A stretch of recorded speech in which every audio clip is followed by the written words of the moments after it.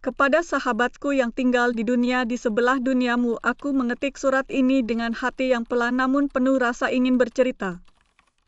Aku tidak tahu di mana tepatnya kamu sedang duduk sekarang, mungkin di kamar yang tenang, mungkin di kereta, mungkin sambil berbaring sebelum tidur. Tapi aku suka membayangkan bahwa ketika matamu tertuju pada layar, atau telingamu mendengarkan suaraku, seolah meja kita saling berdempetan di satu perpustakaan rahasia di antara dunia. Aku ingin mengajakmu berjalan pelan-pelan menyusuri duniamu dan duniaku, supaya kita bisa saling meminjam cara pandang untuk sebentar saja. Di duniaku, hari kelahiran tidak terjadi di ruang penuh balon untuk bayi, melainkan di ruangan yang biasa kamu sebut rumah jompo. Di sana, tempat tidur berderet rapi, bau obat lembut bercampur dengan wangi teh hangat dan suara langkah perawat mengisi lorong yang panjang.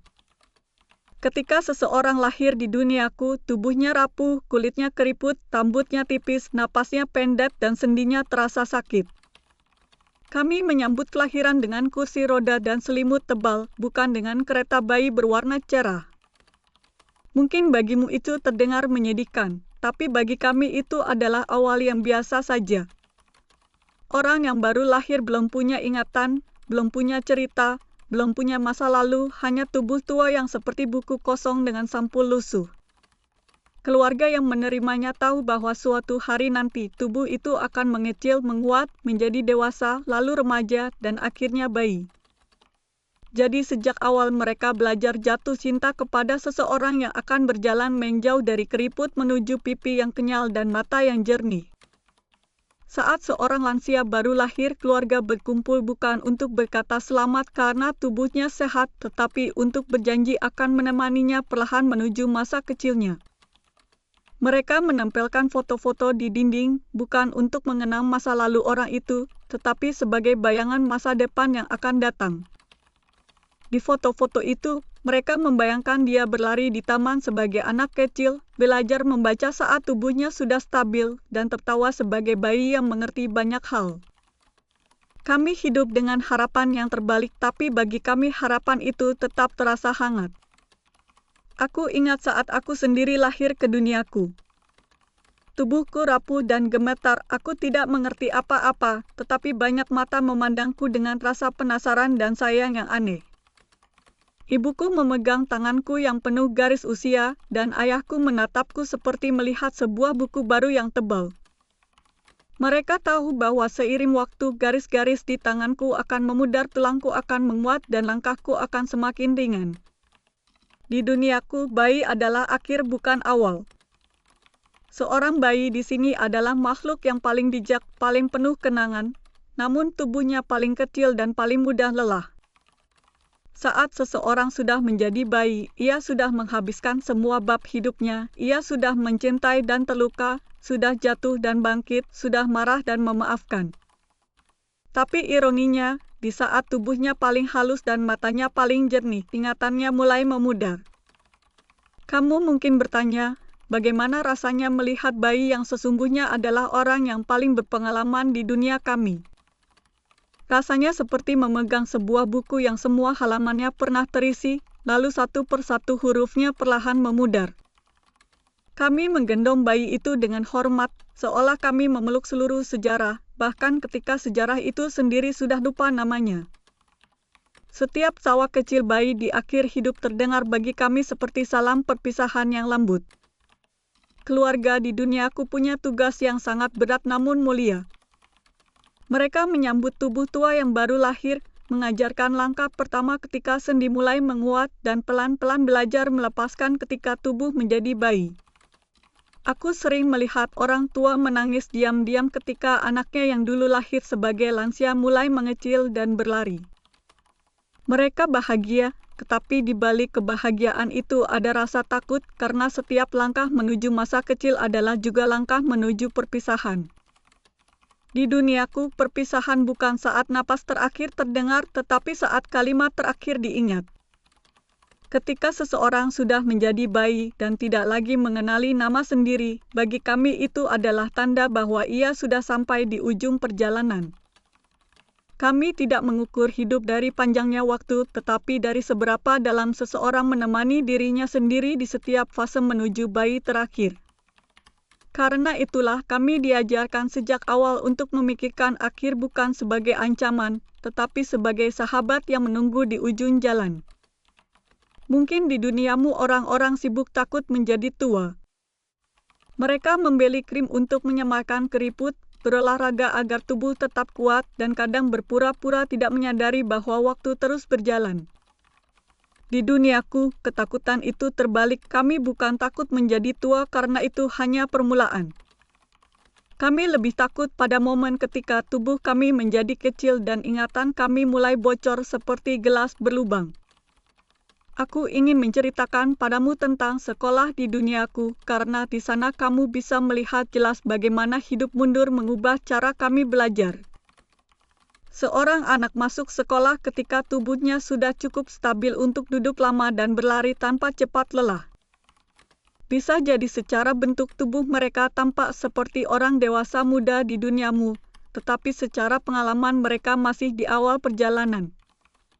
Guru-guru kami kadang tampak lebih muda secara fisik daripada murid-muridnya, tetapi merekalah yang sudah berjalan lebih jauh menuju fase bayi. Bayangkan seorang guru dengan tubuh yang mulai mengecil, wajah yang mengandung campuran dewasa dan remaja, mengajar murid yang secara ukuran tubuh terlihat matang. Murid itu berusaha memahami pelajaran tentang bagaimana menghadapi masa ketika tubuhnya nanti mengecil, sementara gurunya sudah bisa merasakan bayangan fase itu di lututnya sendiri. Di kelas, kami tidak hanya belajar matematika atau bahasa, tetapi juga belajar bagaimana melepaskan hal-hal yang tidak bisa kami bawa ketika kami menjadi bayi. Sejak dini kami dilatih bertanya kepada diri sendiri hal apa yang benar-benar layak disimpan di hati, bukan hanya di kepala. Di duniaku, karir dan pekerjaan juga terasa berbeda. Orang-orang mencapai puncak karir ketika tubuh mereka berada di titik paling nyaman, tidak terlalu besar dan tidak terlalu kecil.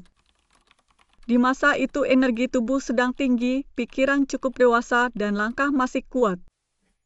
Tapi kami semua tahu, setelah puncak itu, tubuh akan terus mengecil dan suatu saat tangan ini tidak lagi mampu menandatangani kontrak atau mengangkat koper. Karena itulah kami punya bentuk kecemasan yang mungkin mirip dengan apa yang kamu sebut krisis seperempat usia.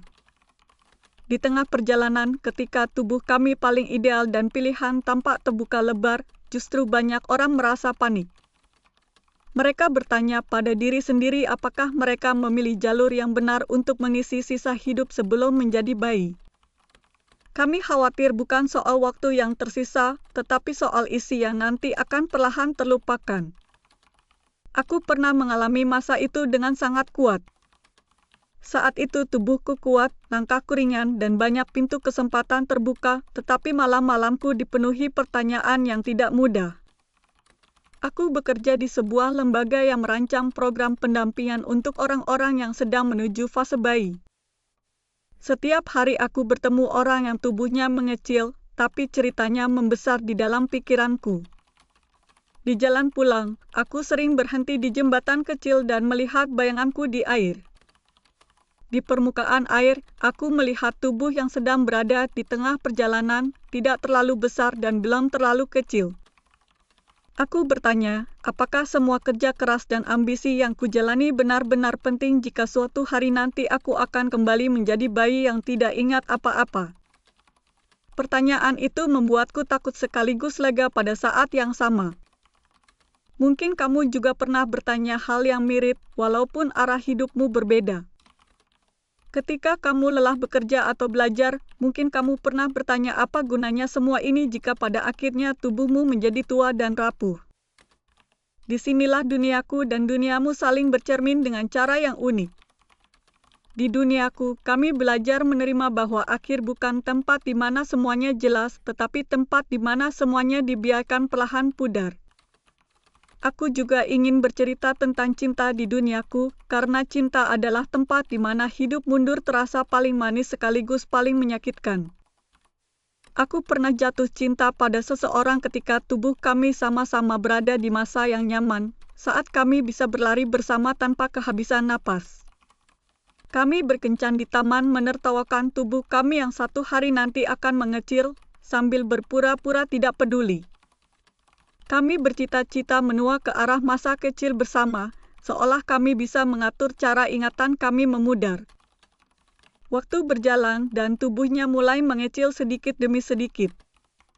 Pada awalnya hanya tinggi badannya yang berkurang sedikit, sepatunya menjadi kebesaran dan ia mulai lebih suka duduk di kursi rendah. Tapi perlahan, aku mulai melihat perubahan lain yang lebih menakutkan. Ingatannya mulai memilih-memilih mana yang ingin tetap dipegang dan mana yang dibiarkan pergi. Ia masih mengingat namaku, tapi lupa detail kecil tentang percakapan pertama kami, lupa tempat kami pertama kali tertawa sampai perut sakit. Saat itu aku merasakan sesuatu yang mungkin sulit dijelaskan dengan logika. Di satu sisi aku bahagia karena bisa menemaninya menuju fase bayi, fase yang bagi kami dianggap paling lembut dan paling suci. Di sisi lain, aku merasa seperti orang yang mengemas koper perjalanan, sambil tahu bahwa di akhir perjalanan ia tidak akan ingat siapa yang menyiapkan kopernya. Aku belajar bahwa mencintai di duniaku berarti siap menjadi orang terakhir yang mengingat sesuatu. Aku masih ingat hari ketika ia menjadi anak kecil yang lincah. Kami berjalan di taman, ia berlari di depan, tubuhnya jauh lebih kecil, tetapi cahayanya di mataku terasa sangat besar. Sesekali ia bertanya hal-hal sederhana seperti mengapa langit berubah warna di sore hari. Ia tidak lagi bertanya tentang rencana hidup kami, tidak lagi membicarakan masa depan, seakan masa depan hanya milikku sekarang. Lalu ada hari ketika ia menjadi bayi dan lengannya begitu kecil di dalam pelukanku. Ia tertawa ketika aku menyanyikan lagu pendek yang dulu kami dengarkan bersama saat tubuh kami lebih besar. Tapi kali ini ia tertawa tanpa tahu bahwa lagu itu adalah saksi perjalanan kami. Di duniaku itulah perpisahan yang paling halus sekaligus paling tajam. Persahabatan di duniaku juga mengalami pola yang mirip. Teman masa kecil mungkin sekarang sudah menjadi orang dewasa dengan banyak tanggung jawab, sementara kamu sendiri sedang menuju fase remaja. Beberapa tahun kemudian, kamu mungkin harus belajar memegang tangan sahabatmu yang kini menjadi bayi dan sudah tidak ingat permainan favorit kalian. Persahabatan kami diukur bukan dari berapa lama kami saling mengingat, tetapi dari seberapa tulus kami tetap tinggal bahkan ketika hanya satu pihak yang masih ingat. Di duniaku, ada nilai-nilai sosial yang sangat dijaga. Salah satu nilai terbesar adalah kewajiban menghormati bayi di akhir hidup. Mengabaikan bayi di fase akhir dianggap seperti mengabaikan seluruh perjalanan hidupnya, seolah menolak semua bab yang sudah ia jalani. Karena itu, ada undang-undang, ada kebiasaan, dan ada kesepakatan batin bahwa bayi terakhir tidak boleh sendirian. Pemerintah di duniaku membuat kebijakan khusus untuk mengatur hal ini.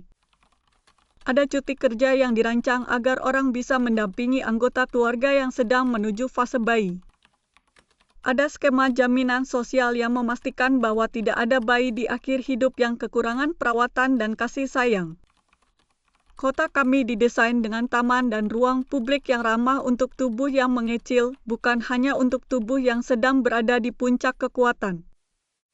Meski begitu, tidak semua orang mematuhi nilai itu dengan sempurna.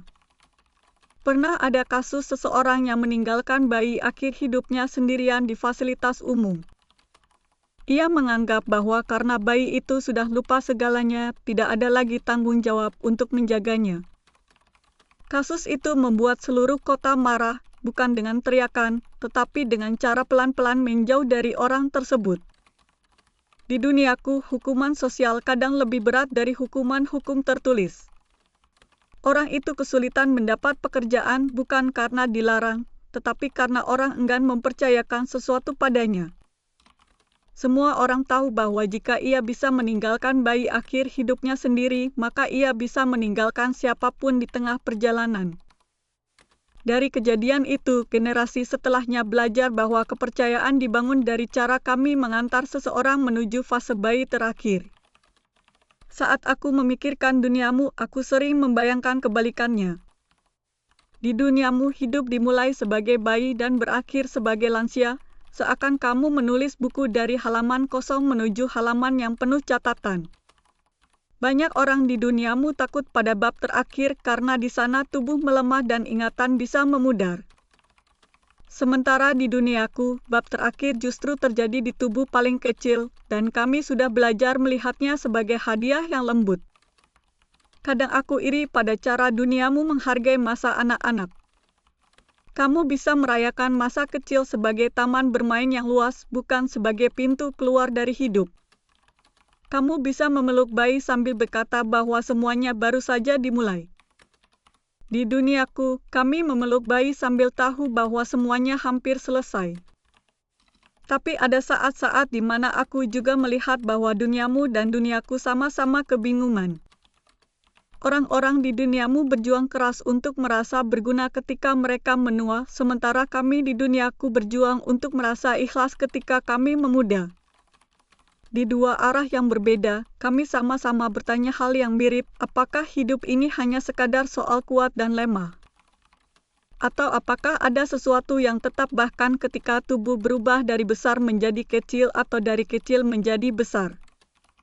Aku sering bertanya hal seperti ini pada diriku sendiri ketika merawat ibuku. Sekarang tubuhnya sudah kecil, matanya jernih dan kulitnya halus seperti bayi pada umumnya. Tapi aku tahu di balik tubuh kecil itu ada sejarah panjang yang pelan-pelan memudar dari kesadarannya. Ada hari-hari ketika ia masih mengingat namaku dengan jelas, dan ada hari ketika ia memandangku seperti melihat orang baru yang baik hati. Di hari-hari yang berat, aku merasa marah dan sedih pada saat yang sama.